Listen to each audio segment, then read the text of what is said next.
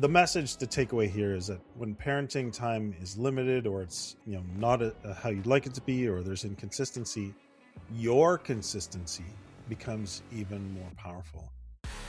Welcome to the Dad Central Show, the podcast that helps overwhelmed dads conquer stress, build confidence, and become the father their family brags about. Join Drew Solon, a leadership coach and father of 5, and Ed Gow Jr., a fatherhood advocate and contributor to the Good Men Project, as we guide you through the journey of fatherhood. We'll show you how to connect deeply with your family, manage your time and energy better, and master tools to become the dad you want to be. Let's get started. What if the strongest bond between you and your child isn't built during big vacations, expensive outings, or even the amount of time you have together, but through small rituals repeated over and over again? Research consistently shows that children thrive on predictability and emotional connection. Family rituals, regular, meaningful activities that happen consistently, are associated with greater emotional security, stronger parent-child relationships, and better adjustment during family transitions. For children navigating separation, divorce, or blended family dynamics, routines and rituals become especially important because they provide stability during periods of change. Studies on attachment and resilience suggest that children are less affected by family structure itself and more affected by the quality, consistency, and emotional availability of the relationships with caregivers. That means a 5-minute ritual repeated every week can have more long-term impact than occasional grand gestures. So today we're talking about practical connection rituals for separated dads and stepfamily dads. Simple ways to build trust, belonging, and emotional closeness, even when family life is complicated. So today, as I said, we're talking about connection rituals for separated and stepfamily dads on the Dad Central Show. Drew, thoughts on this one? Ed, good to see you. Great to have this conversation, albeit honestly, it's really hard.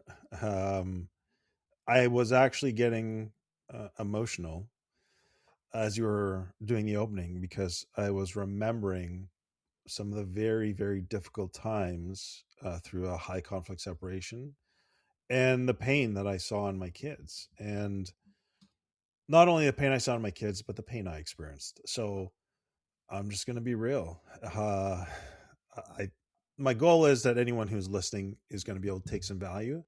And I think that knowing what you said in the opening, I saw some, okay, wow, I did this stuff. Now I understand how my kids were able to weather some of the chaos that they had to live through. And so that's affirming for me, but I'm still mindful of how much pain can be involved with being separated from your kids and not seeing them as much as you'd like to. So if you're listening and you're a dad or a parent in that circumstance, my heart goes out to you. Just know that we do have the capacity to really stabilize things for our children at a time when they really do need it. And so the more that hopefully you can take, there's hope, there's practical ways to do it, and there's things that you can control that will make a difference for your kids. I hope you're able to take that away from today's conversation. Excellent. Well said. Well said. So you're watching or listening to Dad Central, a parenting podcast to reduce stress and build confidence in fatherhood. As always, our show is sponsored by Dove Men Plus Care. Dove Men Plus Care believes that care is the best of a man, because when men care for themselves and others, there's a positive impact. And as always, we'd like you to send in questions to us so we can answer them. So please email your questions to questions@dadcentral.ca. So as we look at this conversation topic today, we're going to look at some segments here. Why rituals matter more than you think. Also, connection rituals for separated dads. We're going to talk about connection rituals for stepfamily dads. And then what gets in the way. So let's start off with number one. Our first segment of our conversation today. Why rituals matter more than what you think. Drew? Well, they matter more than you think because consistency is king. And consistency when a child is going through a new family structure. There could be turmoil, there could be uncertainty. Consistency creates stability for them, and the more that they have stability slash predictability, the better it is for them to be able to weather the difficulties. And so when they know that they can count on a moment with dad, it creates emotional safety. And we know how powerful emotional safety is for attachment, for things like trust, as well as for resilience. So that's why rituals matter. They do that. They create predictability, something to look forward to, something to count on when a lot of the things in their world have changed. So, Ed, why don't you talk a little bit about, well, no, I guess I'll talk specifically about this and then maybe you can give some of the examples.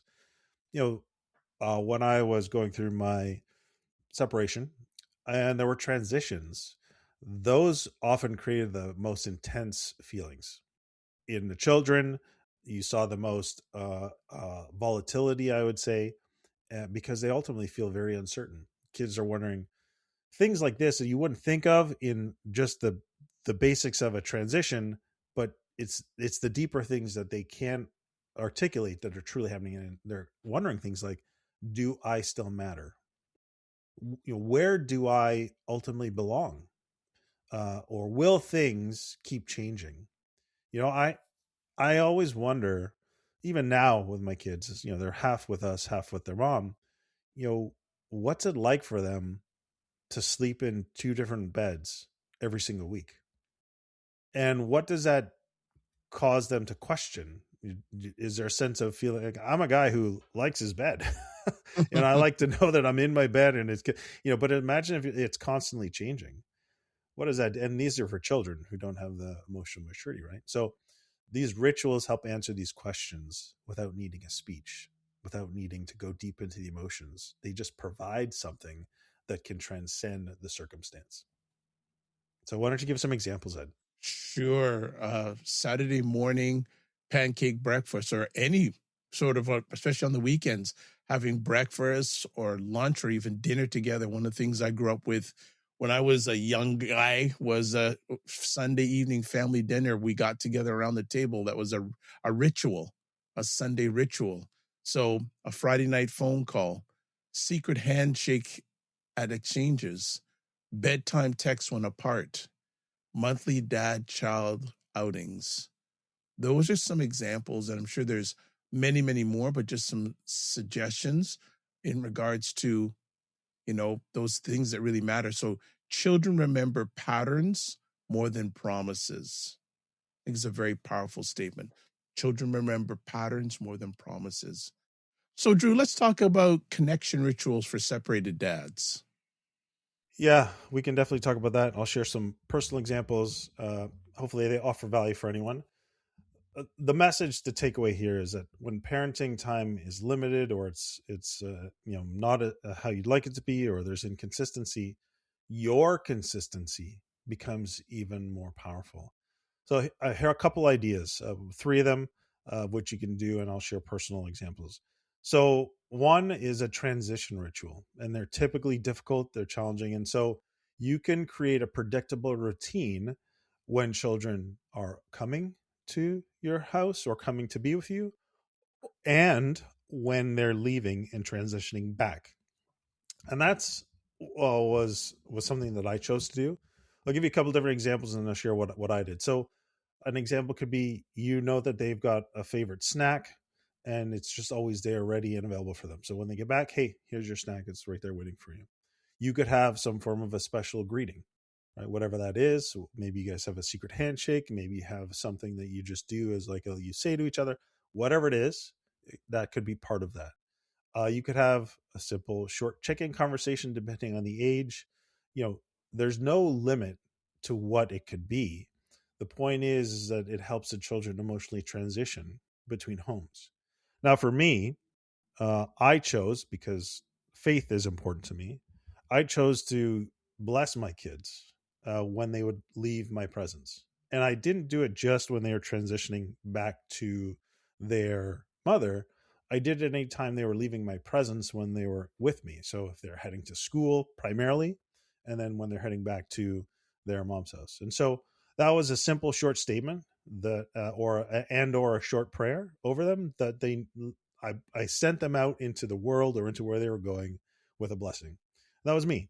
And a similar type of thing would happen when they would transition to me, that I would essentially do a simple short prayer and a blessing and a gratitude that they're now back with me. Those are my choices. We also have integrated things like food into it. So whether it's their perfect snack or preferred snack, or whether it was more of, hey, as part of within the first half hour, we're always going to sit down and have some sort of a breaking bread together. So those are some ideas on how we brought that to life. You want to talk about number two, Ed, and then I'll finish with number three. Yeah, the always ritual. So plan something that happens every time that you're together. Every time. So whether it's breakfast, whether it's walk, whether it's reading a chapter together, making something that's consistent, because that becomes the foundation, the anchor to build that relationship with the little limited time that you have. Something that not only you're looking forward to, but also your child or children are looking to. That means that you're building that relationship. They're excited. Gives another reason for them to be excited to see you, because they're looking forward to doing this with dad, whether it's eating, whether it's walking, whether it's riding a bike together. Those things form a foundation for building a stronger relationship with the limited amount of time you have with your child or children. Drew? Yeah, I'll add in. I had these little, I guess they're rituals with my kids, where I would ask them questions like, how many hugs do you need a day? And the answer is 15 by research, but they're always like 0. And it becomes like, no, that's the wrong answer. And I'd go after them and we'd just have fun with it. And so that to me was something that was always part of our relationship and our dynamic. And so that became something that, I would look at them, even if they were acting out, it became almost like an equalizer or a stable. I'd be like, hey, how many hugs do you need today? And they would be irritated or annoyed. And then it would lighten the mood right away. So whatever it is, the fact that you always do something becomes an emotional anchor. So good, so valuable. So whatever you can do, dads, do it. And so the third one is staying connected between visits. So while they're not with you, parenting doesn't stop, and you still can have positive influence. Hopefully, you're not a dynamic where your attempts to connect with them are being thwarted or which is challenging in itself, but it doesn't mean you should stop trying. And I've got an examples. And so you could send them a daily voice note. You could send them a good night text if they're of the age where they have a device. You could ask for a regular video call that's part of the time when they're not with you. With technology, there's some things that are enabled here which are great. Maybe you have a shared journal or a shared app that allows you to connect and communicate with them. One of the things that I chose to do was I sent my kids a recorded video of myself every single day when I was away from them, especially through the first probably like 2.5 years of the separation. Yes, did my ex have issues with it? Yes, did she bring it up and have to deal with it sometimes in dealing with lawyers, etc. But I didn't care. The reason I didn't care is because to me, the consistency of knowing dad has a message and wants to communicate, and I see him and I hear his voice mattered more because of what it built within them. And so, to me, that was my choice. I'm not saying you need to go and do that, but to me, it was the way that I could feel connected to them, but that they could also see, hear, and experience the love and commitment I had to them as my children, no matter what they were going through or what difficulties or the time we weren't together. So that was in my control, and I chose to do it that way. So the goal isn't constant contact. The goal is it's dependable contact, and I think they could depend upon me. Nice, nice, nice, nice. So let's look at our next segment: connection rituals for step family dads. Yeah, this is interesting. So, and I think Chris and I have certainly gone through this, and we had a really good conversation recently about the differences. in a blended family dynamic versus a nuclear or kind of the original family dynamic. And we may have caught ourselves into this. Like you can't force belonging, but our goal is to create conditions where belonging, connection, and trust really does grow. And so a common mistake that stepdads make, and again, I raise my hand as probably guilty of this, is you try to become dad too quickly. Now, trust ultimately develops through repeated positive interactions. And so some rituals to help you develop trust. And I think this first one's really valuable is interest based rituals. The idea of joining their world before inviting them into yours. So again, we could give you a number of examples, but I'll just talk personally. So Sophia is really interested in technology. And when I first started getting to know Sophia, I just asked her questions about it. Like she loved like the iPhone, she loved anything I related, and she knew stuff that the engineers and all. And so I just would gravitate towards asking her about her interest in these things and talking about it or telling her something that I learned that might interest her related to it. And so that to me was my way of going into her world. Then she was also interested in drama and musical theater and theatrical performances. And so I would either share stories of performances that I'd observed, or we would talk or even bring ideas around theater performance into the conversations. And that was my way of going into the interests that she had to be able to demonstrate that I cared. Anyways, Ed, you want to talk about number two? Yeah, one-on-one rituals. So every child wants to feel seen individually. So again, taking that time for examples, monthly breakfast date, also walking the dog together, also car ride conversations. Again, my neighbor around the corner, he goes out every night, and sometimes it's with the whole family, but there are times where he'll just walk the dog with his daughter, and they do the walking every like Monday to Friday consistently, and you'll see them walking one on one. So that's a nice regular ritual, and the bonding that happens, the conversations, that's just him and his daughter one on one, and do it consistently. It's a wonderful habit. So pick those one on one things where you can both, with that child and yourself, that you can really invest some quality time. Drew? Yeah, three is family belonging rituals. Try and create new traditions together. Well, we've done ugly Christmas pajamas have become, but they're not always ugly. I might get in trouble for making that statement that they're ugly, but at Christmas time we do a family pajama. We all have the same pajamas together. Other examples, maybe you do Taco Tuesdays, movie nights. Movie nights were something that are important for our family. You could do birthday traditions, family gratitude jar. One of the things that we've done is at New Year's, we do a ritual of where we, you know, name something, that we're grateful for the year that completed. We name something that we want to leave behind in this year, and then we name something we're looking forward to for the next year. And then the thing that we want to leave behind, we all write it on a piece of paper.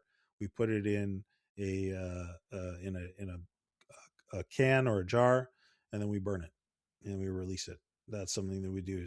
That means symbolizing that we've left what we want to leave behind in the year behind. And so that's something we do, at New Year's as well. So anything that brings people together and can be consistent and memorable, valuable. So one of the things around this building a belonging in a blended family is that kids, they're going to often resist relationships that they feel are being imposed upon them, but they're more likely to embrace relationships that develop naturally or that they're invited into through some of these shared experiences. Absolutely. In our final segment for this episode, we hear this from dads sometimes a lot. What gets in the way? Well, common challenges, I actually deal with this pretty consistently now as my child doesn't seem interested. The reality is that connection rituals often work quietly. And as much as I'm going to say this, sometimes it doesn't feel that way, right? And kids may not show enthusiasm immediately, but consistency definitely builds trust over time. Anyways, so that's one of them. Another thing that gets in the way is I don't have time. I don't have enough time. With 5 kids in our blended family structure, we could definitely feel like that. But the research on relationships consistently finds that quality and consistency matter more than quality alone. And so Kristen and I are challenged at times to definitely apply this. But our goal is that we work through it as best we can. So, and we definitely don't. I think I'm better at this than Kristen, but there's things that she's definitely way better at than I am. Is being able to let it go if it doesn't work perfectly. Right? She has a lot of guilt and sometimes questioning herself, just because she cares so much. But the more you can let go if you don't, as Ed likes to tell us, and he will at the end of this recording, is to give ourselves some grace. Over to you, Ed, for the next. Well, I think that we covered a lot today. So, as a final one, too, my stepchild keeps me at arm's length. Reality, respect the pace. Relationships are a journey, not a race. So, give it time. Give it time. Don't push for closeness, create opportunities for it. So, as we close up today's episode, what did we chat about? So, first of all, we talked about why rituals matter more than you think. Also, we talked about connection rituals for separated dads. We then spoke about connection rituals for step family dads. And finally, we close up with what gets in the way. So, some takeaways. Takeaway 1: children connect through consistency, not perfection. Next up, rituals create emotional security during family transitions. Next, for separated dads, predictable moments can bridge the distance between visits. Next up, for stepfamily dads, trust grows through repeated positive experiences, not pressure. And then finally, last takeaway, small moments, repeated over time become the foundation of lifelong relationships. Drew, what is the resource for our family today? Resource is Dad Mentor, our father leader community, and our Connected Dad course. To me, they're the kind of the yin and the yang. They go together. The community is about fighting that isolation and the self doubt and the not having defined tools of how to engage in fatherhood. And the Connected Dad course is really about deepening your knowledge and understanding of how to build these trusting, healthy, connected relationships while continuing to grow yourself with the real challenges that fathers face. So those are our resources. All right, so I'll leave with a challenge of the week and also closing thoughts. So, challenge of the week: choose one connection ritual and commit to it for the next 30 days. Not 5 rituals, not 10, just one. And then ask yourself, what can I do consistently? What would my child look forward to? What can survive a busy schedule? Then protect that ritual like an appointment. Make it a non-negotiable. And then closing thought: years from now, your child may not remember every conversation, every gift, or every outing, but they'll remember the things they could count on: the Saturday breakfast, the bedtime call, the secret handshake, the monthly coffee date, because those rituals quietly told them something every child needs to hear. No matter what changes around us, you can count on me. So, as always, want to say thank you for spending the most important thing, your time, to hang out with us. And as always, don't just manage your time, manage your energy. Remember to give yourself grace, and we'll catch you soon. Be well and keep the faith.